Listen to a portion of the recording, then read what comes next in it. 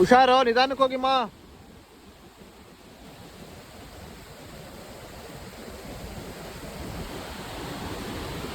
ಈ ಕಲ್ಲು ಬಂಡೆ ಜಾರಿರೋದಕ್ಕೆ ಈ ಮರ ಬಿದ್ದೋಗಿದೆ ನೋಡಿ, ಫುಲ್ ಸ್ಲೈಡ್ ಆಗಿದೆ.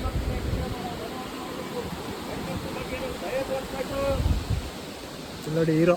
ನಾವು ಕಾಡು ಕುರ್ಬ ಮಕ್ಕಳು ದೂರಿ ದೂರೆ, ನಾವು ಜೈನ ಕುರ್ಬ ಮಕ್ಕಳು ದೂರಿ ದೂರೆ.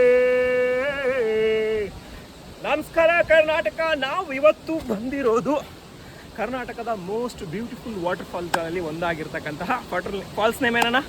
ಹೇಳಲ್ಲ. ಯಾಕೆ ಗೊತ್ತಾ?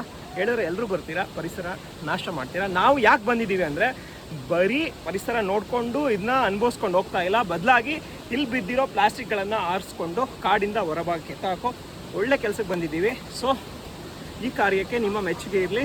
Thank you.